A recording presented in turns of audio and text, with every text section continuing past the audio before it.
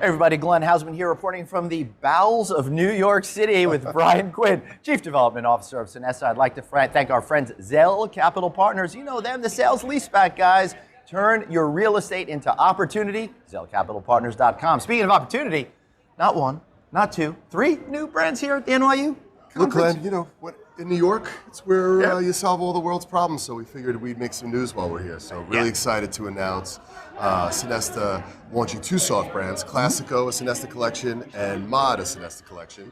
We're also happy to report that we have one hotel open in each category already. So in Miami, we launched the Z Ocean, a Classico, and in Calgary, we launched the Hotel 11, a Mod. So look, these are spaces that the consumer wants. Right. The developer wants.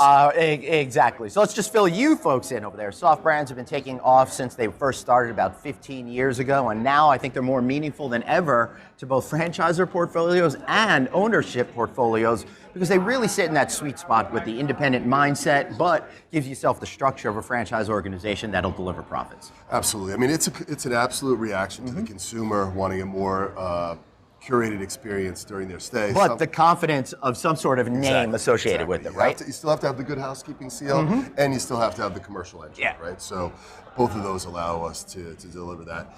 A little bit more news, we also acquired the Nautilus through our affiliated company to come in as a Sonesta initially, and then ultimately a James, so an oceanfront. 250-room hotel on Miami Beach.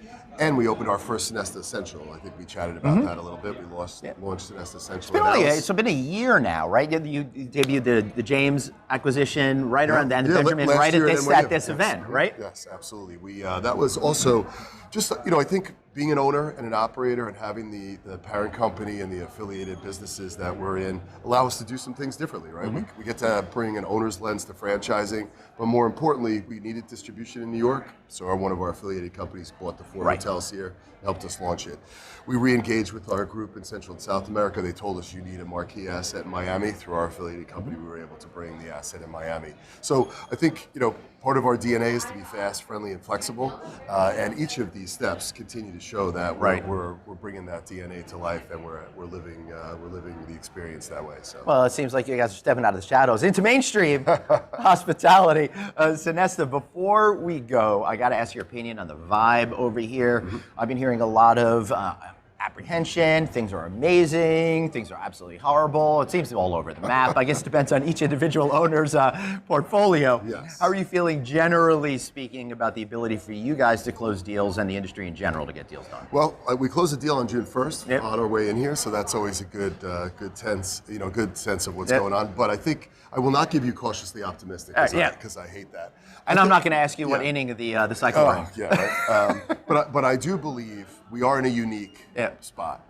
If unemployment stays low, the aspiration to travel and dine out is incredibly high.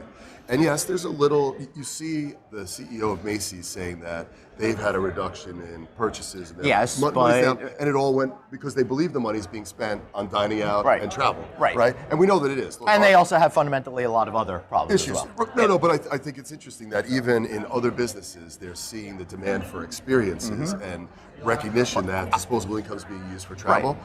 And look, we made it through the debt ceiling dynamic, and that will calm the markets a bit. It appears like hopefully we'll get a pause for this next Fed cycle. And if unemployment stays low, with the aspiration to travel high, I think we will continue to do well. If people feel nervous about their employment, that's the one thing I think that could tip people over to start to close the wallets a little around travel. But we see no signs of that.